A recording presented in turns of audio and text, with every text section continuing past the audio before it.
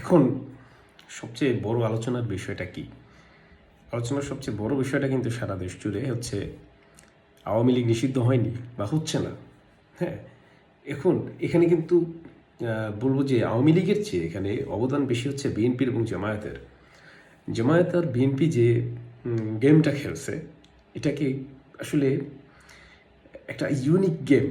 ওয়ার্ল্ডের পলিটিক্সের হিস্ট্রিতে এটা একটা লেখা হয়ে থাকবে, মানে এটা একেবারে স্বর্ণাক্ষরে লেখা হয়ে থাকবে। বিএনপি দেখতে পাচ্ছে তাদের সবচেয়ে বড় থ্রেট হচ্ছে জামায়াত, আর জামায়াত দেখতে পাচ্ছে তাদের সবচেয়ে বড় থ্রেট হচ্ছে এখন বিএনপি। তাহলে দুই পক্ষই তাদের আরেকটা কমন শত্রুকে তারা কি করছে, আবার রেস্টোর করছে। ইট ইজ গ্রেট গেম, একেবারে জমে উঠেছে রাজনীতির খেলা। হ্যাঁ, এখন আমার ব্যক্তিগতভাবে আমার কাছে মনে হচ্ছে, যেটা হওয়ার সম্ভাবনা কম, কিন্তু মনে হচ্ছে যে আমি এটা বলতাম না যদি আমার ভিউয়ার অনেক বেশি হতো, তাহলে আমি কথাটা বলতাম না। যেহেতু ভিউয়ার কম এই জন্য বলছি। আমার মনে হচ্ছে জামায়াত এবং বিএনপি দুইজনকে ধামাচাপা দেওয়ার জন্য তারা আওয়ামী লীগকে আনছে। একই সাথে তাদের দুইটা উদ্দেশ্য পূরণ হবে। এক হচ্ছে জামায়াতের জন্য বিএনপি দুর্বল হবে, জামায়াতের এগেনস্টে, জামায়াতের বিপরীতে বিএনপি দুর্বল হবে আওয়ামী লীগ আসলে। আবার বিএনপির এগেনস্টে জামায়াত দুর্বল হবে আওয়ামী লীগ আসলে। এবং আরেকটা জিনিস হচ্ছে আওয়ামী লীগের নেতা খাতা যেগুলা পলাতক আছে, সেগুলো এখন আবার ভিজিবল হবে। তাহলে কি হবে? বিএনপির যেটুকু দুর্বল হয়েছে, জামায়াত যেটুকু দুর্বল হয়েছে, এই দুর্বলতা আবার এরা দুই দলই কাটাবে কীভাবে? আওয়ামী লীগের এই নেতা খাতাদেরকে অ্যারেস্ট করে বা ভিন্নভাবে শাস্তি দিয়ে তাদের। আর পাশাপাশি আওয়ামী লীগের ভোটগুলো যাবে, আওয়ামী লীগের যে ভোটগুলো থাকতো, যেগুলো যাওয়ার সম্ভব ছিল, জামায়াতের বিপক্ষে গেলে বিএনপির পক্ষে যাওয়ার সম্ভাবনা ছিল এবং বিএনপির বিপক্ষে গেলে জামায়াতের পক্ষে যাওয়ার সম্ভাবনা ছিল, সেই ভোটগুলো কিন্তু আওয়ামী লীগেরই থাকবে।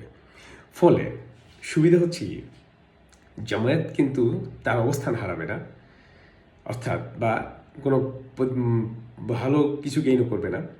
তার মানে হচ্ছে খেলাটা খুব জমেছে। বিএনপি জানে যে বিএনপির জন্য জামায়াত একটা বড় হুমকি, কারণ জামায়াত একটা অঘটন এবার ঘটিয়ে ফেলতে পারে। জামায়াতের যেবার খেলা ছিল, জামায়াত এবার যে রাজনীতি করেছে, সেই রাজনীতিতে মোটামুটি অনেক ভোট বেড়েছে এবং একই সাথে বিএনপির বিপক্ষে যাওয়া আওয়ামী লীগের বেশ কিছু ভোট জামায়াতের পক্ষে যাবে। আর ঠিক একইভাবে জামায়াতের জন্য যা বিএনপি ভেবেছে, বিএনপির জন্য যেটা দিয়েছে, বিএনপির জন্য যে ব্যাপারটা আছে সেটা হচ্ছে যে জামায়াতের বিপক্ষে যাওয়া অনেক ভোট আওয়ামী লীগের, সেটা আবার বিএনপির পক্ষে যাওয়ার কথা ছিল। কিন্তু আমি যেটা দেখতে পাচ্ছি, মানে বিএনপির রাজনীতির যে অংশটা বুঝতে পারছি, সেটা হচ্ছে এই অবস্থায় এখন জামায়াতের যে শক্তিশালী বেশি ভোট পাওয়ার কথা ছিল, সেই ভোটটা জামাত পাবে না যদি আওয়ামী লীগ মাঠে থাকে। তো জামায়াতের রাজনীতিটা এখানে কি, এইটা একই রকম, মানে জামায়াত ভাবতেছে বিএনপির ক্ষেত্রে একই রকম, অর্থাৎ বিএনপির পক্ষে থাকা ভোটটা জামায়াত তাদের থেকে টানতে চাচ্ছে। একই সাথে কি দুজনের কমন সূত্র আওয়ামী লীগ, সে কিন্তু এখন পলাতক, আন্ডারগ্রাউন্ডে আছে। সে এখন যদি সামনে আসে তাহলে তাদেরকে সাইজ করা সহজ হবে। দেখা যাক, রাজনীতি খেলা জমে উঠেছে, কি হয় দেখা যাক। আলহামদুলিল্লাহ, আমাদের জন্য ভালো হয়েছে।